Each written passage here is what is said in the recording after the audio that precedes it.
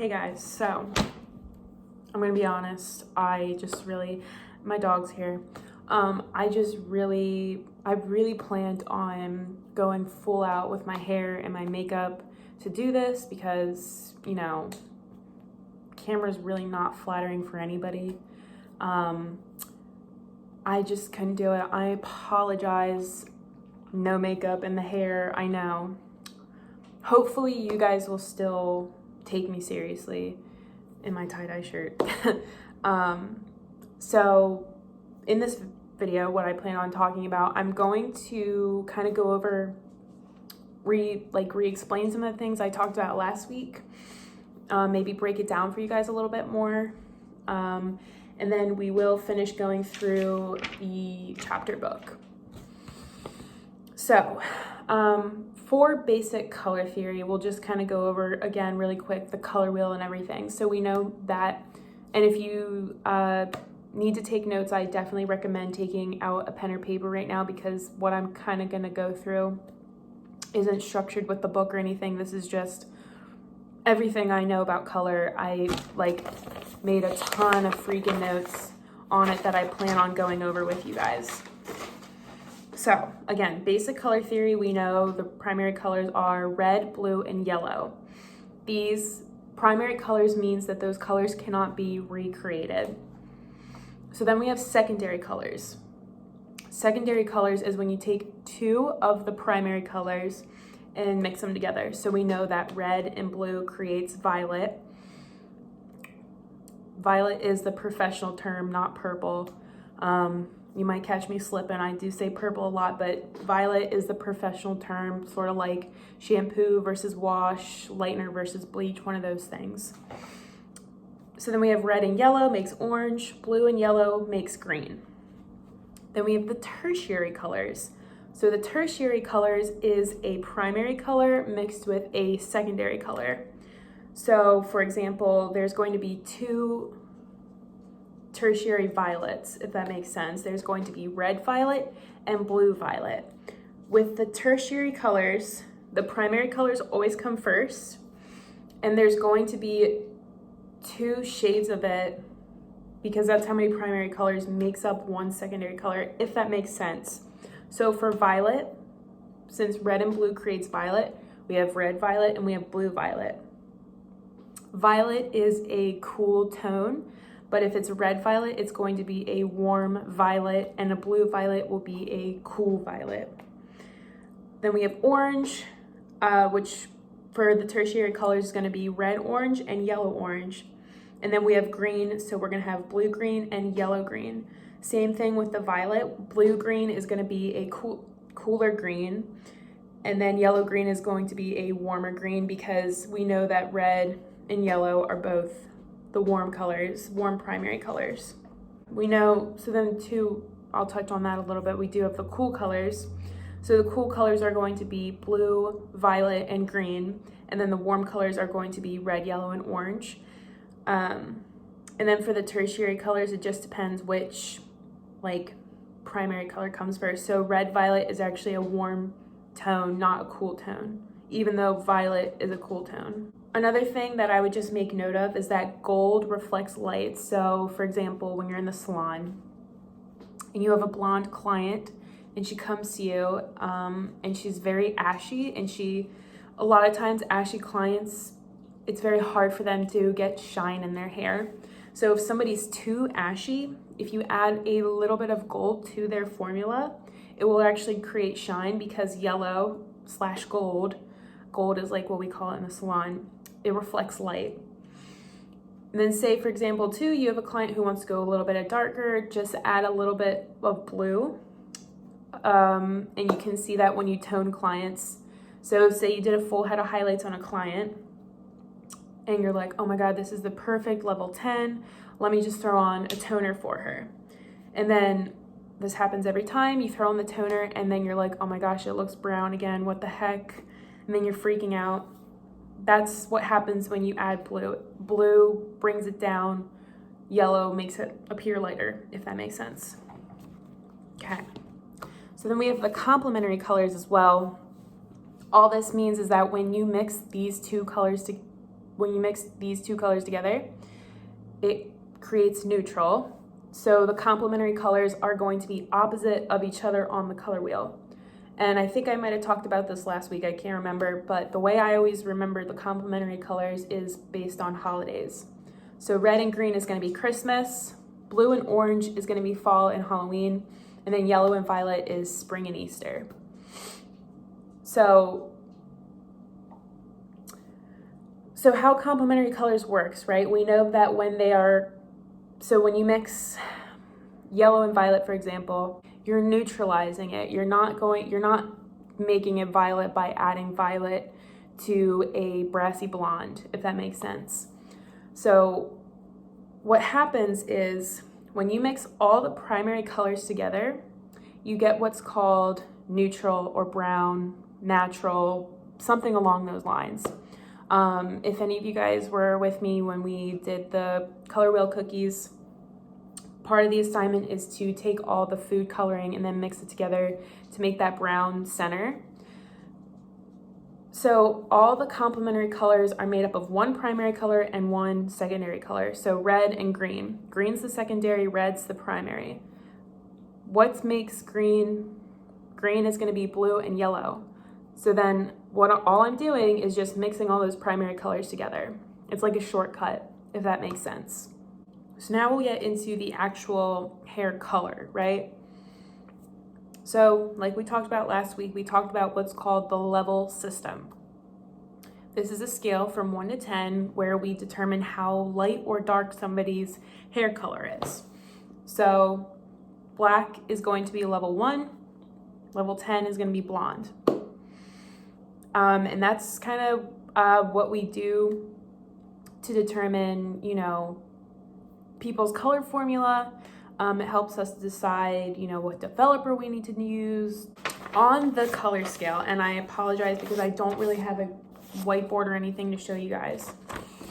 So we'll just use mine here. So on a scale from 1 to 10, you're going to hear people say underlying pigment, or when you hear clients say that they pull warm.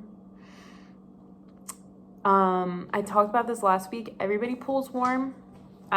People just say that, and I will say some people do get a little bit brassier than other people, and the people who usually get brassier are people who are naturally darker like me. And look how brown I am.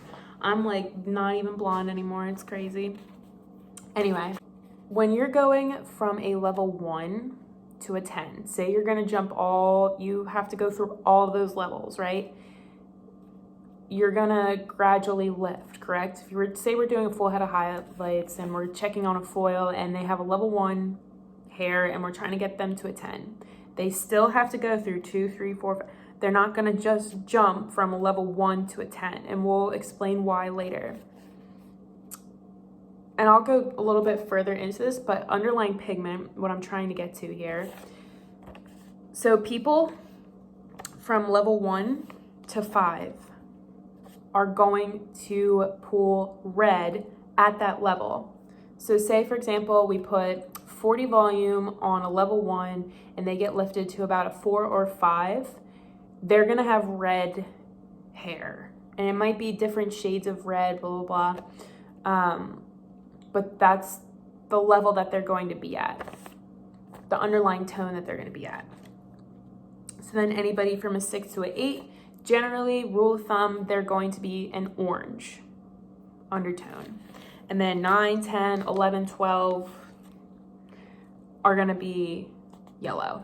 And that we'll kind of touch on later why that's important to know, okay? So now we're going to talk about color lines in general. So we talked about this last week a little bit. When you see, this is a very generic way that color lines do. I kind of talked about this last week. Every color line's a little bit different how they set it up, but for the most part, it does work this way. So you're gonna see your box written out like this. It's gonna say 6 RV. We'll just use that as an example. So we know that the 6 is the level, right, that we talked about here on the scale. And then we have RV. That's going to be the pigment that is in that tube. So if I just had 6R, then the primary pigment would be 100% red. It would be 6 red, that's it.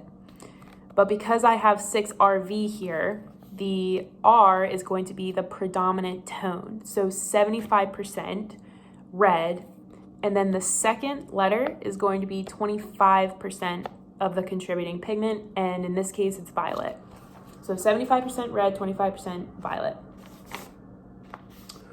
I think too, last week I was like going through the alphabet in my head, but just again to kind of go over it. A is typically ash. Like I said, this is different every color line.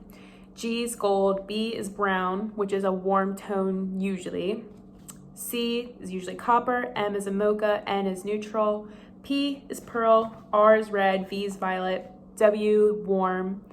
Sometimes they'll have T for titanium. Some of the Italian and European color lines will have K for copper, just because of the language. For gray coverage, we're fortunate because the color line we use at the school, Matrix, they have a gray line, which is the 500 series. So basically how that's set up, it's going to be 507R is going to be the gray coverage, level 7 red. They have a 504N is going to be the 500 series, gray coverage, level 4 neutral, and so on like that. If you're working with a color line that does not have a gray coverage series, for example, the color line we use at my salon, Wella, does not have a specific gray coverage like tube or anything. So you actually have to mix in your neutral, natural brown pigment. Usually it's going to be natural or neutral, right? Because if we remember from earlier when I was talking about the color wheel, we need all 3 primary colors to create neutral. When somebody has gray hair, all it means is their hair is lacking the 3 primary colors. So when we're putting a natural in the hair, we're just adding that back into their hair, and then we're adding on top of it whatever color they have. If they don't have those 3 primary colors in their hair, it's not gonna hold. You can put whatever red you want on their hair, it's gonna fade very quickly. If you put, usually reds. If you put a red straight on gray hair, it's not gonna last very long because it doesn't have that blue pigment in it to hold on to. If you don't work with Matrix when you get in the salon and you need to mix up your gray coverage formula, rule of thumb, the natural like color that they have, you're gonna add whatever percentage of that in based off of how much gray they have up top. If they have 25% gray in their hair, then you're gonna add 25% natural, neutral, 50% gray, 50% of the formula is going to be gray or natural, and then 75 to 100% gray, you're just going to add 75 because anything over that, the natural is actually going to take over the color, and then you won't see it. Because if we just put 100% natural on it, then obviously they wouldn't be able to have whatever. So 75 if they're 75% natural, if they're 75 to 100% gray. Also too, we didn't talk about developers yet, but just make a note that 20 volume for gray coverage, except for the really resistant areas, which tend to be like right around the temples, if they're like white, and it is very hard to get the coverage, I guess, then sometimes I'll use 30 volume. So now we'll talk about Matrix a little bit, only because that's what we use at the school. So with Matrix, we have 2 general color lines. So color is going to be their permanent hair color, and then color sync is going to be their demi-permanent. Now, if you remember what I talked about last week, the difference between permanent and demi-permanent. So if you guys want to write this down. So permanent, we're going to use this if we're lifting somebody no more than 2 levels of lift. So I'm a natural level 6. And say I came in and I just wanted a level 8 retouch to match the ends of my hair. that would be fine to use permanent color instead of lightener. I could just put on an 8 NW or something, 20 volume, and it would match my hair, the rest of my hair in theory. So color and permanent color in general, that's what we're using that for. And then also to great coverage, the 500 series that I talked about, that is a permanent color line. So then color sync, that is going to be the demi-permanent. This has no ammonia in it. So when we would use demi-permanent or color sync if we're at the school, if we're doing deposit only.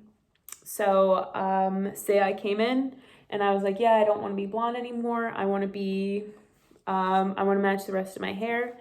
We would go ahead and put that darker tone on after we fill it, which we'll talk about what filling is then. But that would be, I would not need the permanent color in my hair because first of all, my cuticle's already blown open from lightening it and stuff. So the ammonia would actually cause it to open up more, and my hair doesn't need that. So demi-permanent, even though it sounds like it's not going to last as long, it actually lasts just as long as permanent color. I often find that people will use permanent when they don't need to because they think it's going to last longer than demi, when sometimes I actually find that demi lasts longer than permanent. If we're going to do a color refresh as well, we would use the demi-permanent or color sync. So say I came in and I had pink hair or my rose gold hair or whatever, and I came in and I was like, hey, I just want to get that color refresh, maybe throw like a little bit of a copper shade in there or something, or a little bit of gold to make it shine. I would just throw that on the ends. Same thing, toning. You want to use demi-permanent, especially with blonde highlights, because like I said before, their cuticle's already blown open. They don't need that extra ammonia.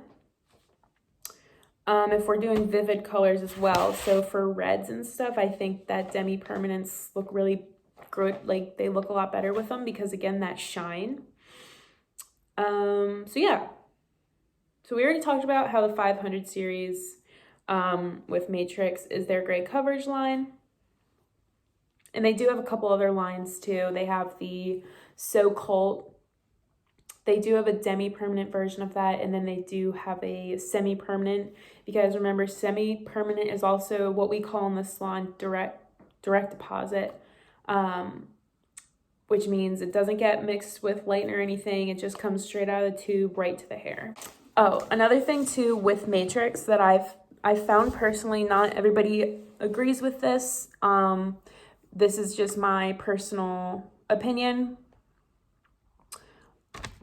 The ash shades in Matrix, whether it's So Color or Color Sync, I find that ash is going to have a green base to it. So like we were talking about the level system earlier, say I lifted my client to that level 5. She's in theory still going to have some red in her hair. So in that scenario, then I would put ash on top of that because of the green base. I find that the pearl tends to be blue based, and of course violet is going to be the violet based color, and those are going to be the cool colors. I would definitely make a note that ash equals green, pearl equals blue, and violet equals violet, because you're going to want to know that when you start to get into toning clients' hair. So now we are going to talk about lifting, which is what the average person might call bleaching. So we say lifting or lightening in the salon. So we'll go back to the level system again, that scale from 1 to 10. I was starting to talk about this when we're jumping from a level 1 to a 10, right? We have to go through all those stages and all those underlying pigments. The volume of developer that we use determines how much lift we're able to get in the hair. So again, like I talked about last week, 10 volume is going to be 1 level of lift or deposit. 20 volume is going to be 2 levels of lift, 30 volume is going to be 3 levels of lift. 40 volume is going to be 4 levels of lift. Some states, like New Jersey, they allow 50 volume, but that is illegal in Pennsylvania. So we talked about this too. 10 and 20 volume tend to lift at a gradual, consistent speed. If you leave it on the hair, it'll just keep lifting without damaging the hair, right? Because 20 volume does not expand the cuticle as much as 30 and 40 volume. So when you put 30 and 40 volume on the hair, it lifts it all at once, but it's still damaging the hair without continuing to light it, if that makes sense. So I always say to you guys to start your foils out around 10 or 20 volume, especially if you're doing like a full head of highlights, because it could take you up to an hour to foil the whole thing. And then, you're gonna have super blonde highlights. Anyway, so I always say start with a lower volume first and then work up to a lighter or a higher volume as you get further and further into the project, okay? So with lifting, like we talked about, you're going to have to break through all these stages before you can get to a 10.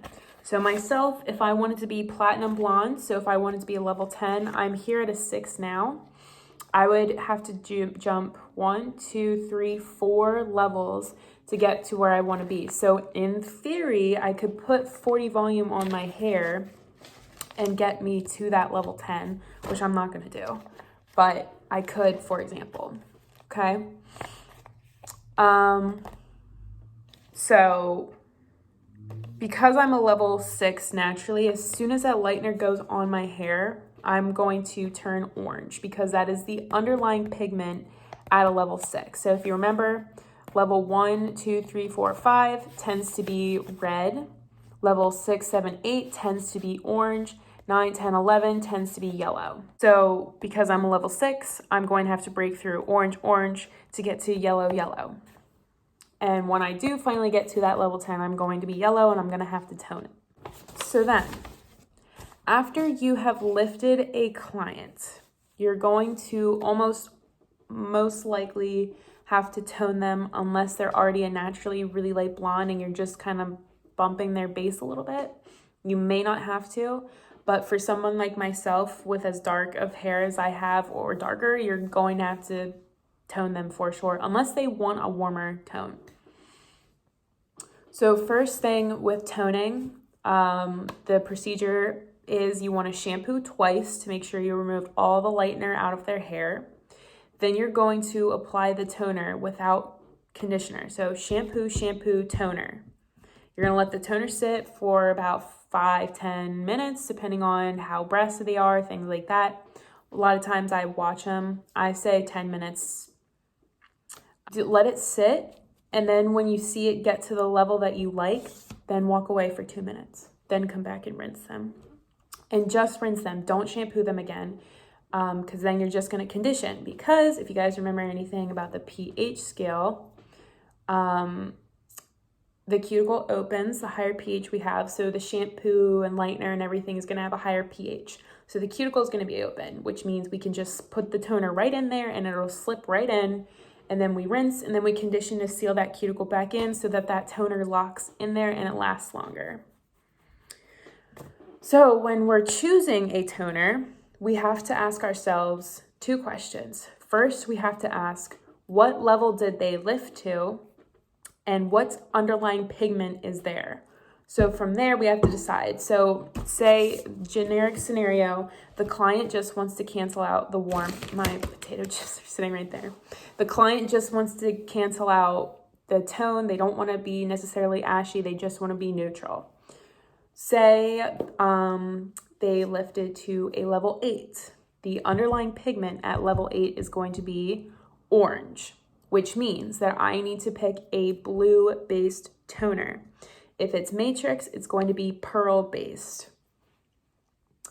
With toner, though, I forgot to mention this earlier, demi-permanent tends to be a shade darker than what you want. So a level 7 is actually going to appear as a level 6.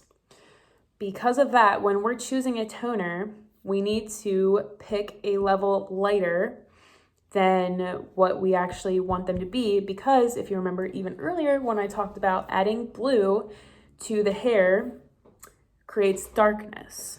So for that same reason, again, we need to choose a shade lighter. So say my client lifted to a level 8 orange. The toner I would choose is a level 9 because I want it to be a shade lighter. Pearl, because she has orange undertone. The pearl or blue base toner is going to cancel out that orange. I'm going to do 9P, 10 volume. 10 volume because we're just depositing, no lifting or anything. And with toning, I can't even think of a scenario where you would put 20 volume in toner. I would only ever do 10 volume, okay? We do also another form of toners that are really popular right now, which is a little bit different than regular toning, but we do have the shadow root toners. Basically, all that is, and I've done this with a handful of you guys, I'm sure. So normally when you do a full head of highlights, the highlights are going to be right up to the root. Maybe they want a little bit of a softer grow out. If you just take, maybe for example myself, I would take a 6N and you just what we call tap the root a little bit just to kind of soften that line a little bit, so that way when they grow out they don't have like chunk, right? It's just kind of like a more seamless blend. And that's actually what I've been doing to my hair, because I was starting to experience that problem with this quarantine, and I didn't want to touch my highlights up every 4 weeks because I'm not going anywhere. But basically, as my hair has been growing out, you can see how it's a lot softer of a blend rather than like chunk, highlight, grow out, right? So that's why some people might choose to do a shadow root. But in that case, if you have a shadow root client, what I would do, I would still do the shampoo twice. I would apply the shadow root, rinse and condition just like you would regular toner. Okay. Usually the shadow root, I choose it based off their natural level, and then natural or neutral, just so that it, you know, kind of blends it nicely. Okay, so we have that out of the way. Where are you, pup? Aww. Bruce, say hi.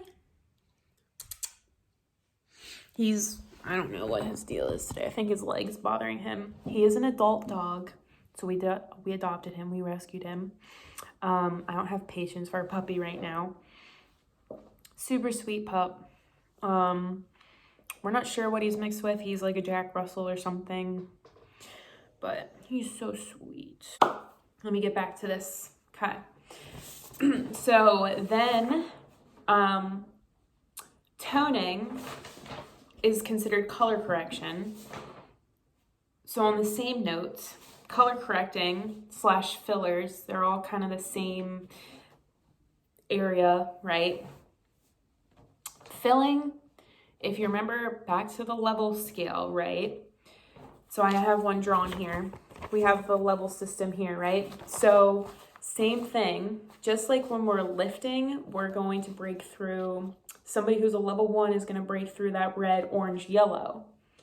Well, if we have somebody who is a level 10, we're going to have to take them back to that yellow, orange, red to get them back to a level 1 if that's what they wanted, which I would probably lose my mind if that was a thing, because I don't like when blondes do that, I'm going to be honest. I like when they just kind of gradually grow it out, because then if they change their mind, they can be like, you know, it's a lot easier to go back to blonde. It's easier to go darker than it is lighter, if that makes sense. So I kind of just like to gradually go darker instead of all at once. That would be my suggestion, unless a client is like, no, I'm not leaving until I'm level 1 black. So anyway, so because we have that underlying pigment, if I were to just throw on a level 6N, same reason with kind of like gray, because it's lacking that pigment. A level 10 is lacking all that pigment. So any color that I put over it, so trying to think, maybe like say I wanted to put like a level 6 ash on my hair. Like I wanted to be a cool toned brunette. I could put that right over my blonde. The problem you're gonna run into though, what the heck are you doing? The problem you're gonna run into with that though is that it's gonna look muddy, first of all. It's not gonna be a very pretty cool color.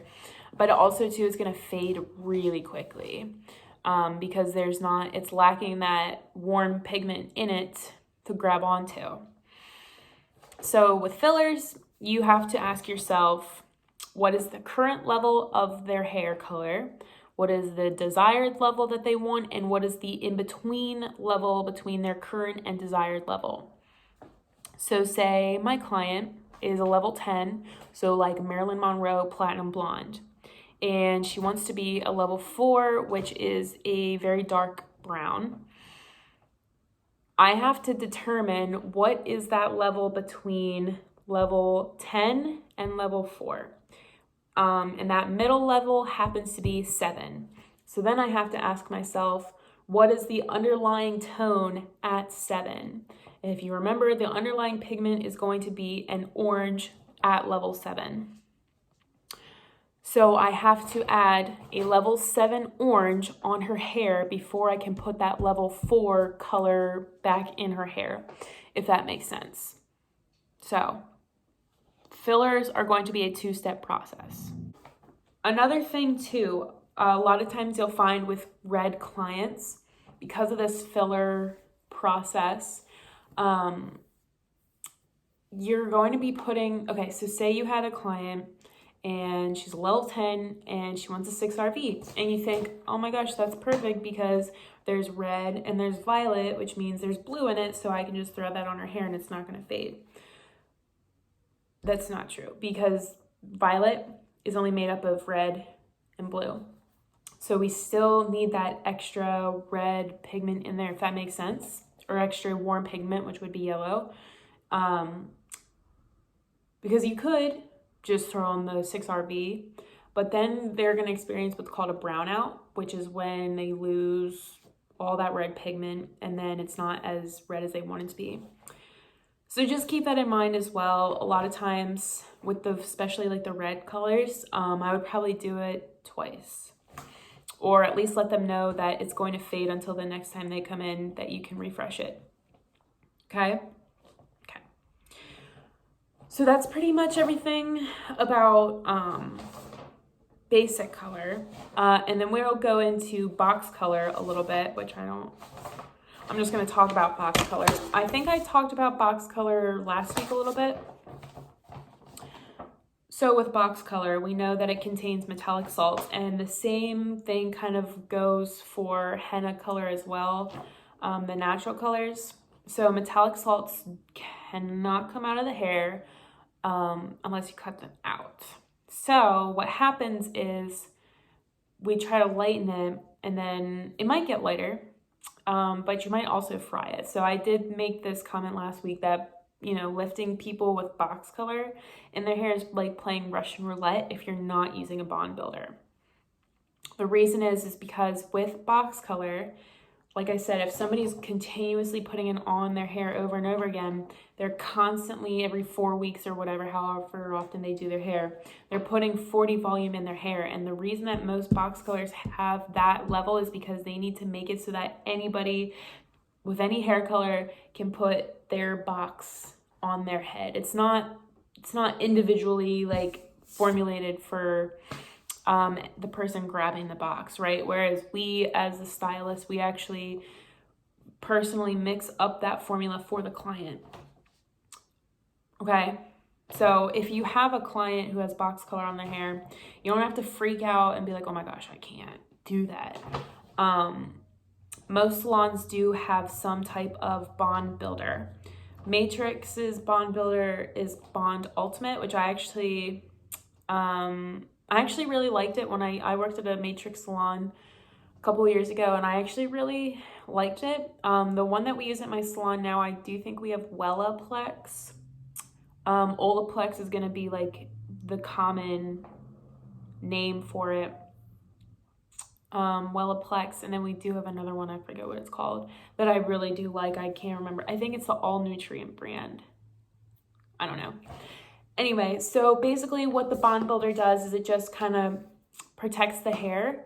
It adds a little bit more, it adds that protein in there to protect the hair. So you can service somebody with box color, but I wouldn't do it without a Bond Builder, depending on what result they're going for. You can also add bond builders into perms. You can add it into regular color as well. It'll give the hair a really nice shine. But I really only put it in lightener, I would say. So that is about everything I have that I wanted to kind of elaborate on. The rest is just about like techniques and stuff, which we do talk about in this chapter anyway, so I'm not gonna waste my breath because we're already going to talk about it.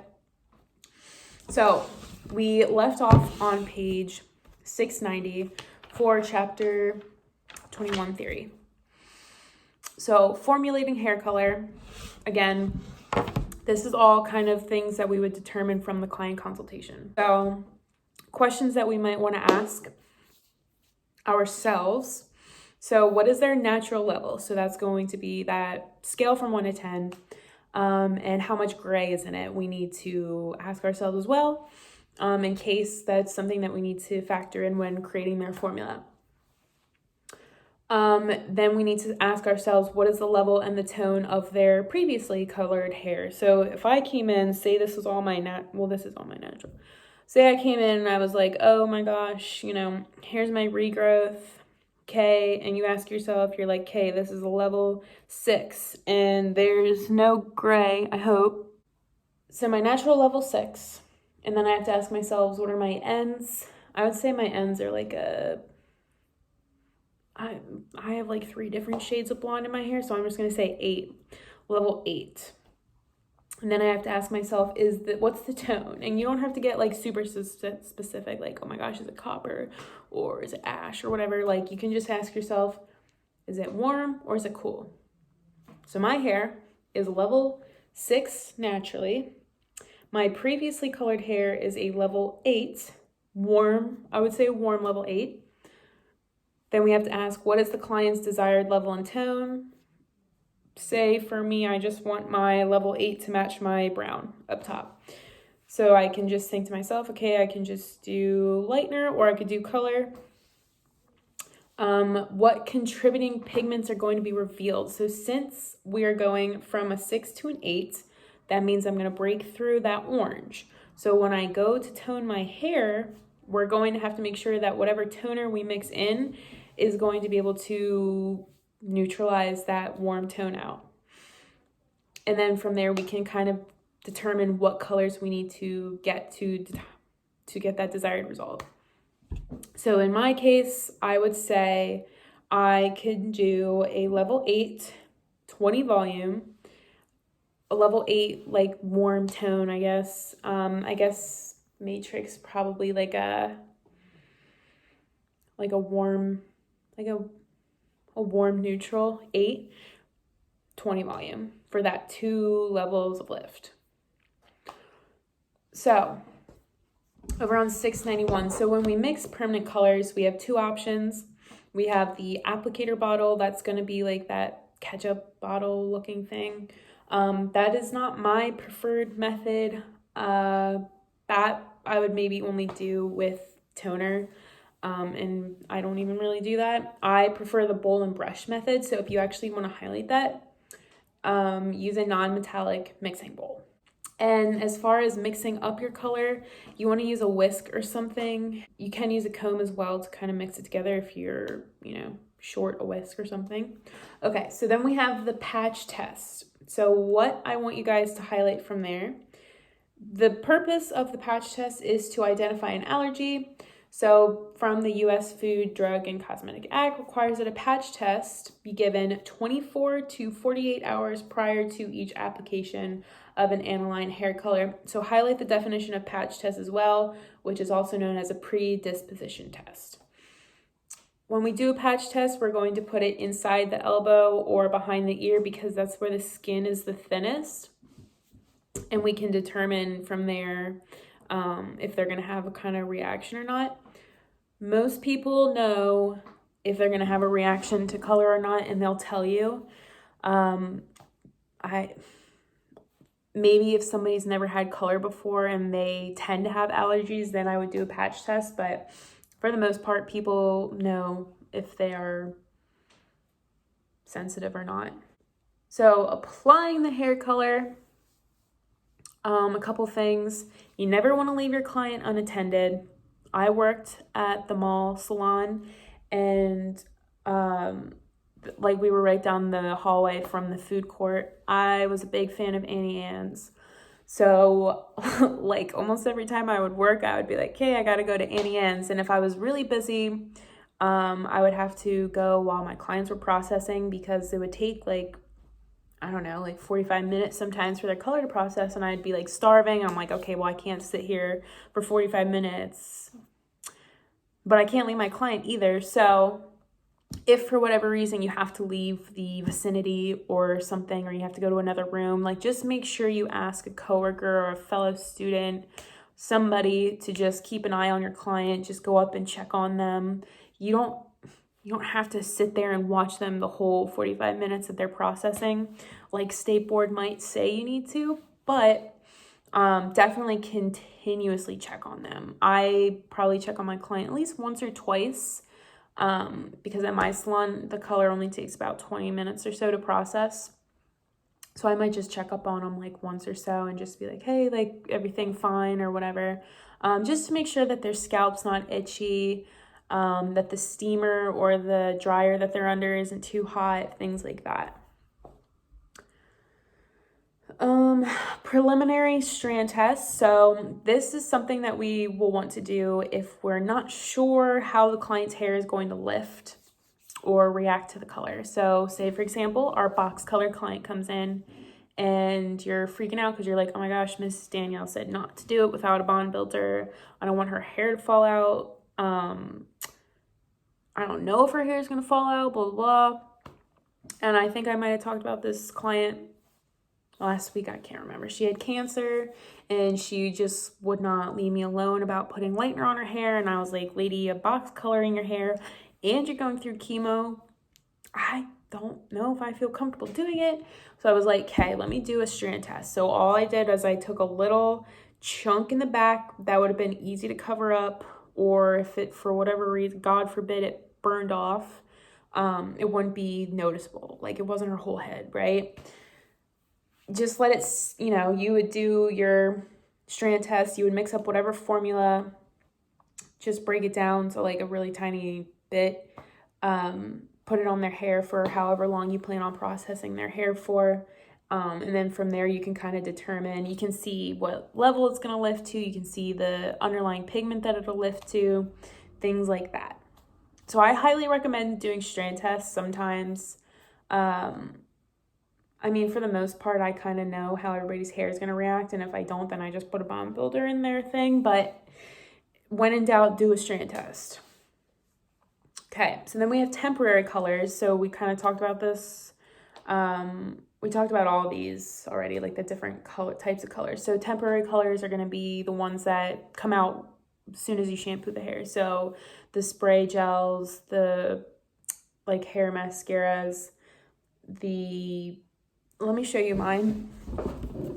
Just pulled this out of my shower, but this is the Moroccan oil color depositing mask. It's the rose gold color, so it does have a little bit of that like pinky tone to it. I could put this on my hair one time I shampoo it, and then like the next time if I don't put this in, then my hair won't be this color anymore, if that makes sense. Sometimes too, you can offer temporary colors. At my salon, we have like the hairsprays for kids, because a lot of times, I think I said this last week, but a lot of times they'll be like, oh my gosh, Mom, I want a pink streak in my hair. And the mom will be like, heck no. And then I'll be like, how about a temporary spray, just, for something different this time.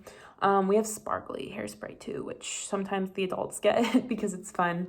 But that's totally totally okay to offer that at your salon too. I don't think we charge our kids for it, but.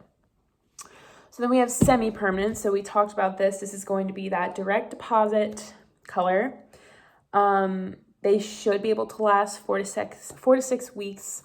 I think that just depends on, well, of course the brand, I think it depends on how well the client's shampooing their hair, things like that. Also how porous their hair is. Like if they have really porous dry hair, it's probably not going to last that long. Things like that. But generally it should be 4 to 6 weeks. So then we have demi-permanent. We kind of talked about that a lot already, right? So we'll jump down to the single process permanent color.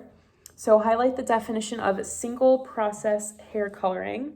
So this lightens and deposits color in a single application. So this is just like, say you just throw on a retouch and then you process it and then she leaves and that's it.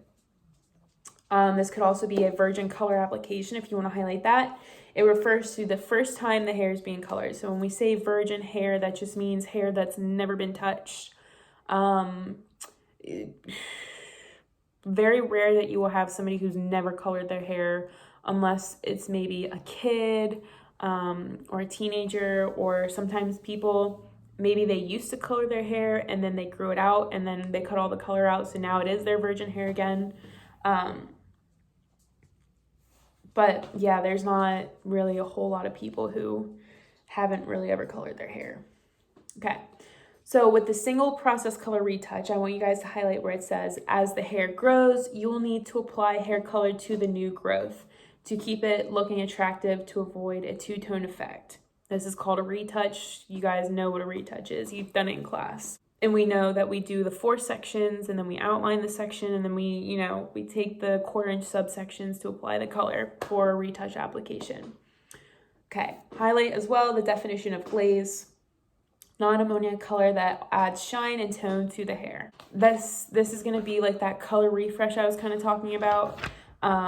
Say somebody had a caramely balayage and she comes in and she's like, yeah, just, I like the tone and everything, but I just want a little bit of shine. You could do a 0-0, which is usually a clear demi-permanent mixed with 10 volume, and it does give the hair a really nice shine without affecting the pigment or anything.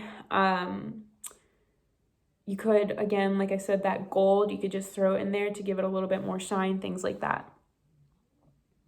So then on 694, at the top under the caution, go ahead and highlight where it says, do not perform any hair coloring service if the client has abrasions or inflammations on the scalp.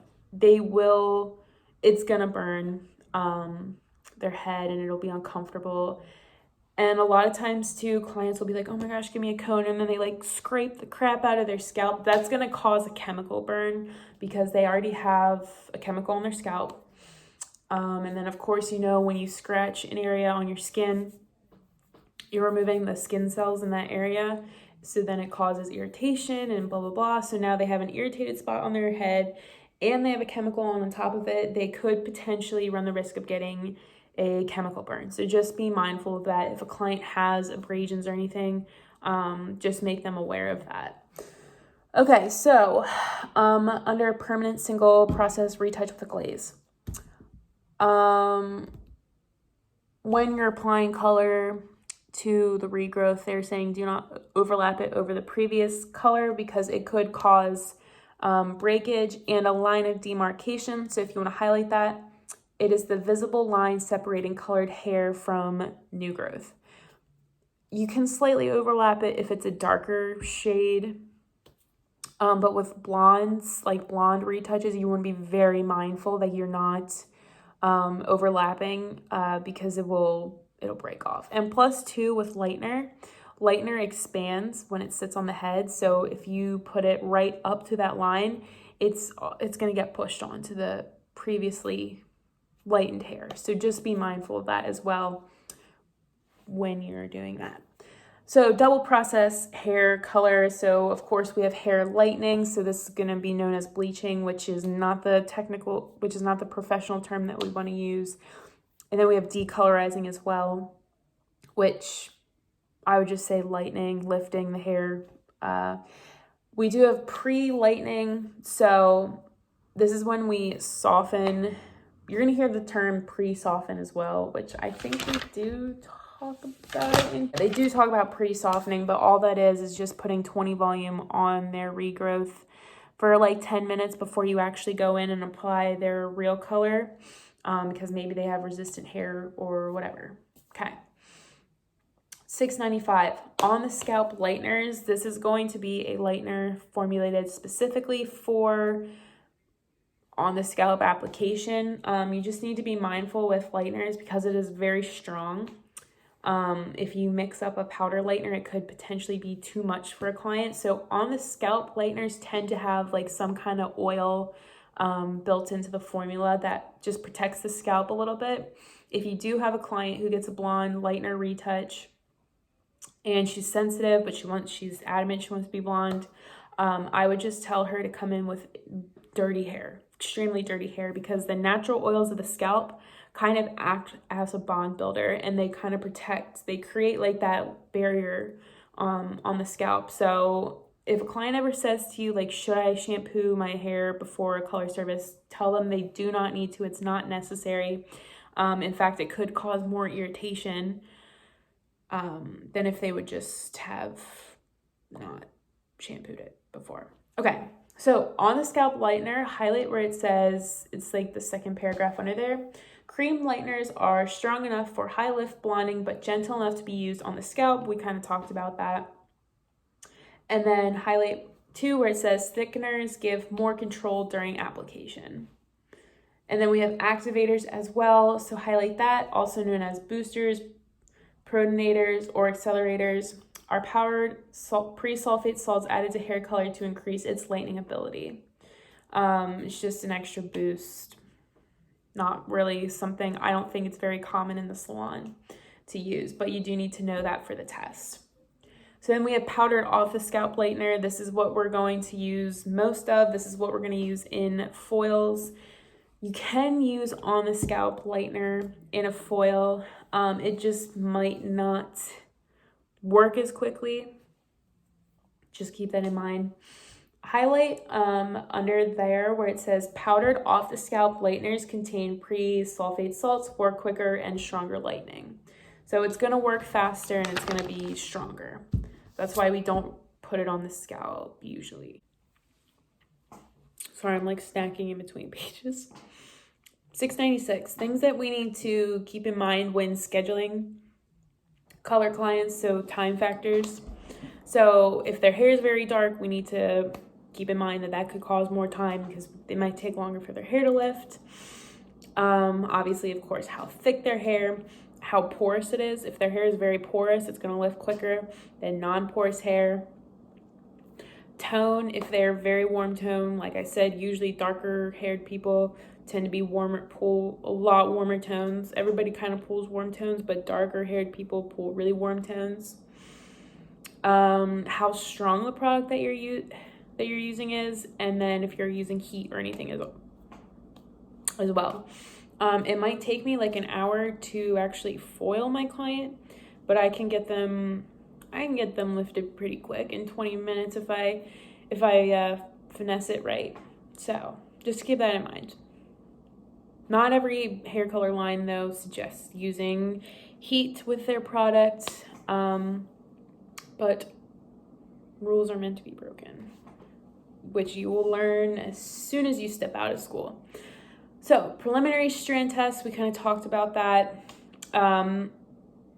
Just you could do the patch test and the strand test in one sitting and then have them come back later. If say you have a new client coming in and you're like, oh my gosh, let me do a strand test. Have her come in while one of your other clients is processing and then just have her reschedule to come back in. With a lightener retouch application, it's applied the same way as regular color application. Toners, we kind of already talked about earlier. There's not really a whole lot you need to highlight. Of course, if you guys have questions, you can ask me.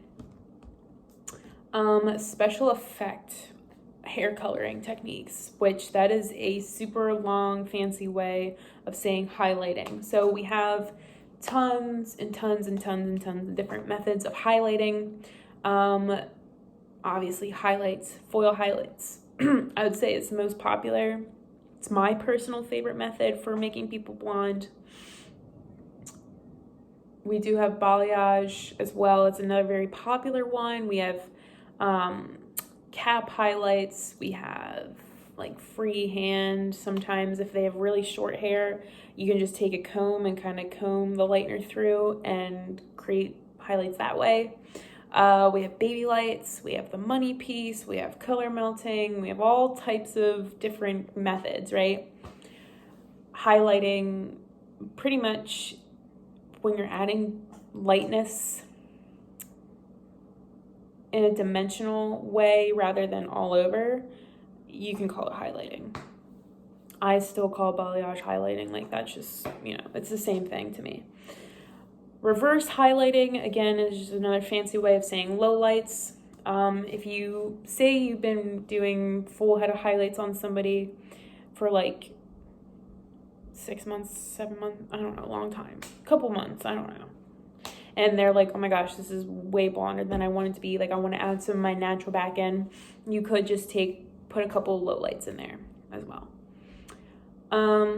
So the cap technique, you guys probably all did this as freshmen. That's when you take that plastic cap thing on and then you have the holes and you poke through and you pull them out, and it's not a very popular method anymore. It was like more popular in the 80s and 90s.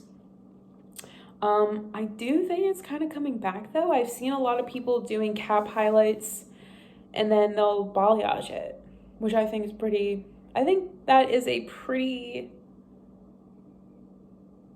useful way of cap highlights in 2020. Foil technique. This is going to be the most common, like I said, most popular method probably. This started around the 70s or something. We talked about it in chapter 1. Foil technique. So we have slicing and weaving. So slicing is when you just, slice the hair and you foil that. And then weaving is when you pick up a slice and then you kind of weave out some pieces and then that's what you foil. With highlights, you have to make sure that the actual hair that's going into the foil, whether it's a slice or a weave, it needs to be thin enough that you can read newspaper through it. And if you can't read newspaper, if you don't think you can read newspaper through it, make it thinner. Especially right now, if you're doing baby lights, which is the very, very tiny highlight foil highlights, you're going to want them super, super thin. Basically, baby lights is like a really tiny weave, and then the hair that got weaved out from that slice is the hair that goes in between the foils. Okay, so you're not taking that 1/2 inch in between the foils, like the little bit of hair from the previous weave is all the hair that goes in between. So the foils are literally almost back to back, except for those little weaved out pieces. It takes forever to do. Over on page 700, go ahead and highlight the definition of balayage. And I know the book spells it weird. I don't know why they spell it that way. We know that it's spelled with a Y. But if you've seen it spelled this way, it's not technically wrong. Okay, so also known as freeform technique, involves the painting of a lightener, and it's applied directly onto clean styled hair. So this actually is not a new technique. I know it's really become popular like in the last 5 years or so, but this is actually something they did in the 70s as well, where they would just pick up a piece of hair and they would just put it on just like they do nowadays. Obviously, I don't think it was as intense of a procedure as it might be now, just because I feel like a lot of times nowadays hairstylists, especially if they're like Instagram famous, they'll make a whole big show out of it, blah, blah, blah. Anyway, this is going to be a more natural effect too. They might have done this as well with in the like 90s and early 2000s when the frosted tips were in.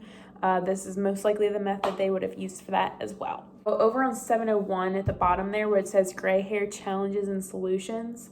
So gray hair can turn yellow even if it doesn't have that underlying pigment, which I know doesn't make sense, but it will turn yellow if it's not processed long enough. So say you're doing a foil highlight on a gray client, if you don't let it process long enough, it will happen. So you just need to be mindful of that. You're still going to have to tone them as well. So over on 702, so yellow hair is not very fun. It can be caused by a couple of other things other than just the underlying pigment, right? So smoking. So a lot of times you know if somebody is a smoker if they're blonde because their hair will all be like a nice pretty blonde except for the front piece here. It's like they have a yellow money piece. Then also too, medication could have a factor. Sun exposure will have a factor in it as well. And then buildup of hair styling products. If a client comes to you with already kind of yellow hair, in between appointments or whatever, all you have to do is just tone it out, but just make them aware that, you know, if you know that they're, you know, having any of these problems or whatever, that could be causes for it. Okay. Formulating gray hair, we kind of already talked about this. So there is a little chart at the top there where it kind of tells you how to determine how much to put into, how much of the natural gray coverage formula to apply into your actual formula based on how much gray they have, okay? And with the gray clients, that little like level thing with all the little hair swatches on it, when you go to do that to match it up to the client's hair, they usually have like one for gray hair as well, so you can kind of determine how much gray is in their hair. So yeah, the tips for achieving gray color, again, we kind of talked about all this. Yeah, we already talked about all that. 20 volume developer, things like that. Be mindful of the high lift blondes because, again, for the same they might turn yellow if they're not lifted enough. So they're saying that it's best to formulate gray at a level 7. I do think, however, though, that the 508 and the 509 in Matrix is actually really pretty level. And I think that's probably as late as I would go. But anyway, so then we have 704. So the definition of pre-softening, highlight that. It is the process of treating gray hair or very resistant hair to allow for better penetration of color. I talked about this a couple pages ago. All you have to do is put on 20 volume. Say they have like an inch or so of regrowth and they're gray and they're resistant. All you have to do is put that on the developer, no color or anything. Just put that on their hair for like 10 minutes, 10, 15 minutes before you actually put the color on. You don't have to rinse it out or anything. You can just go ahead and put the color formula right on top of that. So rules for effective color correction. I'll be honest, when you first start doing hair, you're probably going to get a lot of color correction, especially if you work at a salon where they do the tiers, because you're most likely, and it's not a bad thing, but you're most likely going to start at the bottom tier, and you're going to have to work your way up. And how it works at most salons that do the tier thing, usually the lowest tier is going to be the least expensive stylist. Only because, you know, you don't have as much experience, obviously, as somebody at the top tier, so it's not a bad thing. A lot of people, you know, people will still trust you, no problem. But for that reason, you're probably going to get a lot of color corrections when you first get your license. So, with color corrections, don't panic. It is very easy to get freaked out. I remember the first color correction I ever did, this lady just, you know, came in with her level 6 hair and her white roots that were like this long, and she was like, yeah, I want the rest of my hair to be this color. And I was like 2 months out of school, and all my coworkers were busy, and I was like, okay. So I remember I was sweating bullets the whole time, but it was fine. It worked out fine. So determining the nature of the problem, so why do they have 6 different shades in their hair, things like that. Color correction isn't always scary, honestly. You kind of always do color corrections in a sense, like mini color corrections. Like I said, toning is technically color correction because you have to correct the color of their hair. You have to determine what caused the problem. Is it from box color? Is it, whatever? Come up with a plan. Don't just like dive into it. You want to have some kind of game plan, right? Take it one step at a time. So, have your game plan, but just, only focus on what you're doing right now. Don't be like, oh my gosh, like I'm never gonna make it to the last step in my plan. Like, don't worry about that. Just focus on whatever you're doing at the time. Like, honestly, I actually like want the color corrections at my salon because they're fun to me. I don't panic. I think as long as you have enough time scheduled for mistakes, you're fine. Never guarantee results. My famous line that I love saying to my blonde clients is, I can't guarantee you're going to be as light, or I can't guarantee that you'll be that light, that as in their picture that they might be showing me, but you will be lighter.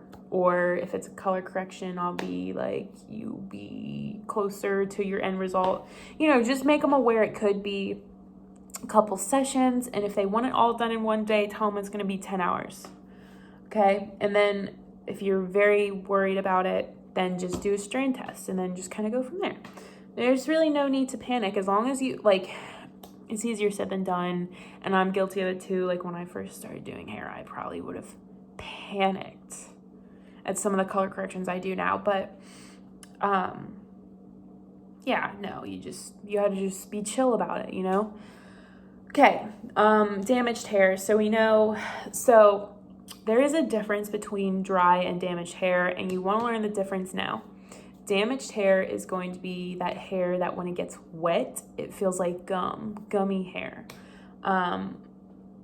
Damaged hair is going to be caused from things like overprocessing with lightener, overprocessing with relaxer, over-perming the hair, things like that. Damaged hair is more chemically done, whereas dry hair tends to be more like surface level, right? So like maybe you just put heat on your hair too much, or maybe shampoo your hair every day, things like that. Maybe you're not using the right products in your hair, so on and so on. It's more just like easy fixes, right? So with damaged hair, obviously they're going to have a very rough texture. They're going to be over porous. A lot of times you'll be able to just like brush the hair, and you'll see with blondes a lot, they'll brush their hair and they'll have like little like blonde hairs on them that are just breaking off. They're not going to be no elasticity. So if you guys remember, healthy hair, you should be able to stretch it 1.5 times the length without it snapping. That's what's considered healthy. So if you pull it and it just snaps, then it's not in good shape. And it says become spongy and matted when wet. That just is talking about that gummy texture. And if the color fades really fast, usually with damaged hair, when you put a toner on, it is going to get way darker than you want, and then that dark color is going to fade way faster. So they never really get to have the color that they wanted, right? So if we run into a damaged client, we got to make sure that we're, sending them home, first of all, with the proper products to take care of it. They're probably going to need a haircut. You want to make sure that the products that you're selling to them are protein based, which they're going to probably have those keratins in it, blah, blah, blah. The protein shampoos and conditioners, I would only say kind of use like when they have the problem. I would not say that they need to be used for like long periods of time. Okay. Normalizing the pH. So we need to bring that back down, because chances are if their hair is really damaged, the cuticle is blown open, which means the pH is way higher than it needs to be. So we just need to bring it back down. I'd be like, girl, you can't have your hair done for a couple, let your hair have a break. Just let it grow out.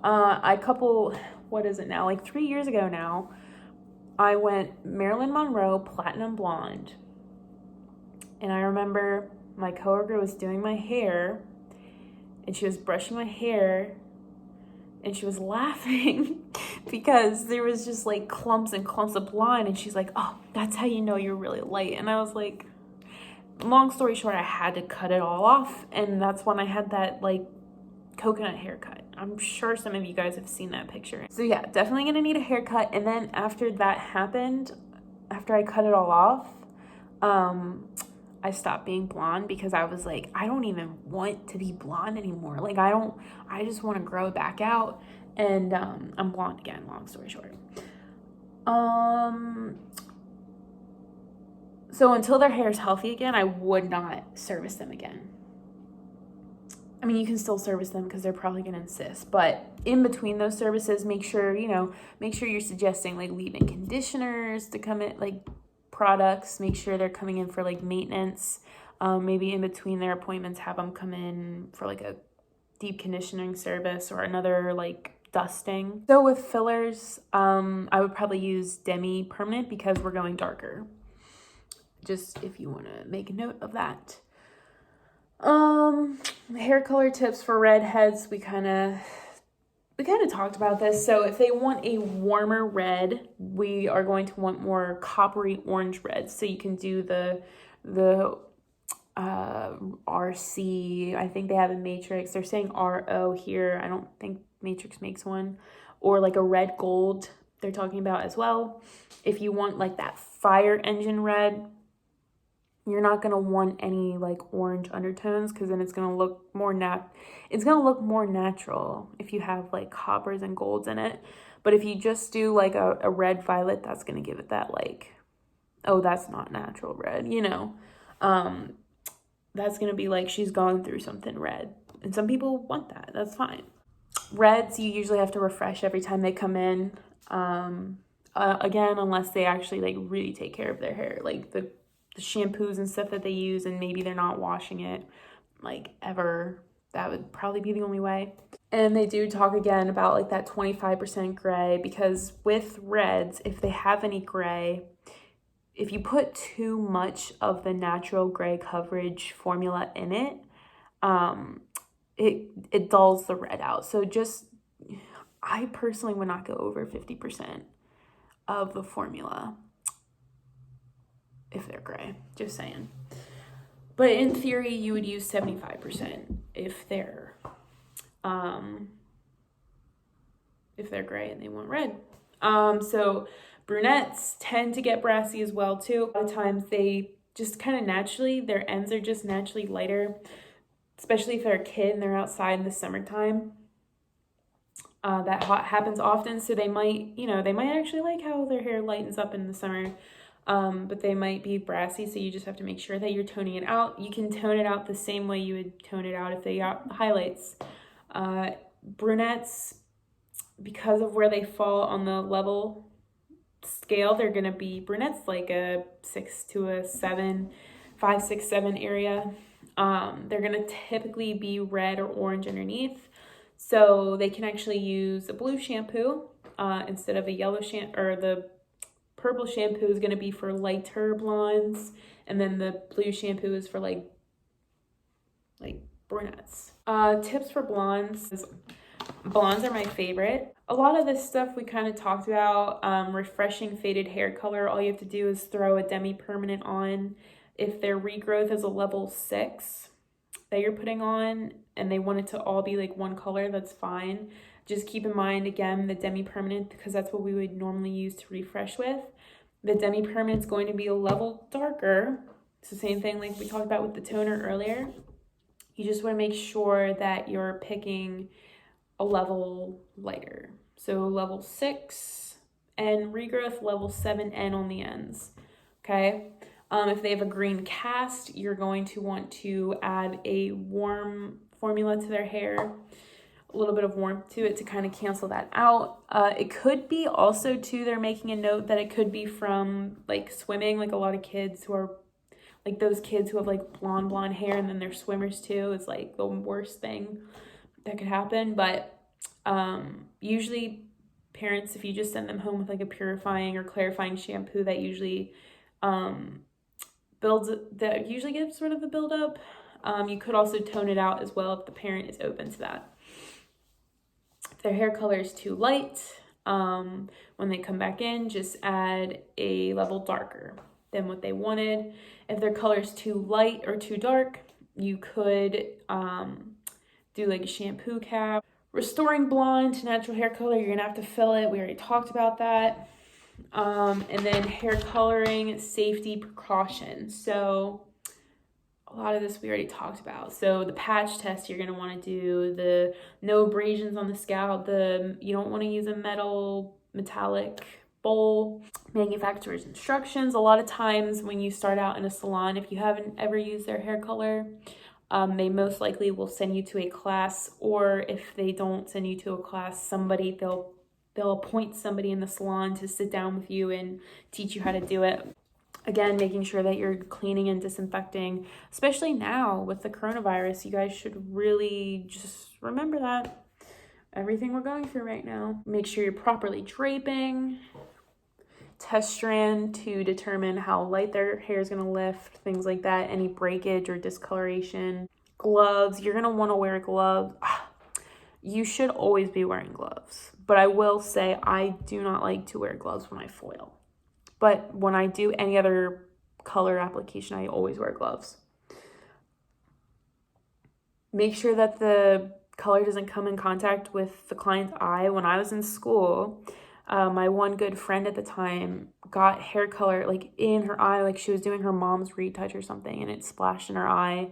And we actually had like one of those eye wash stations that you would see in like a science classroom. Like they're like two little circles like this, and then you just flip open the caps, and then you like have to hold your eyelids open over them. She had to do that for like 10 minutes. And she said it hurt. So yeah, you wouldn't want to do that. Just being mindful of overlapping hair color, things like that, using a mild shampoo, and always washing your hands before and after service. So that is the end of chapter 21. The test, like I said, will be Friday. Hopefully we went in more depth and that helped you guys understand a little bit more the color chapter, because like I said, hair coloring is one of those things, like I personally did not have it figured out for a solid like 2 years. I was licensed for 2 years. I was asking my coworkers to formulate for me. And then it's one of those things, like you just kind of wake up one day and you're like, wow, it makes sense. So I'm hoping that day comes sooner for you guys than it did for me. And of course, you guys have questions, when we're on the floor, me or Miss Trudy or Miss Kelly, whoever's with you, is going to help you. We're not just going to say, figure it out. We're going to help you. I try to walk you guys through why we come up with the formulas that we do. When you get in the salon, your manager will most likely be there for you. Most salons have some kind of training program where you can get at least some kind of knowledge on their color line. So I wouldn't be too worried about that. But anyway, again, I hope you guys are all staying safe and everything. I'm ready to get back. Okay.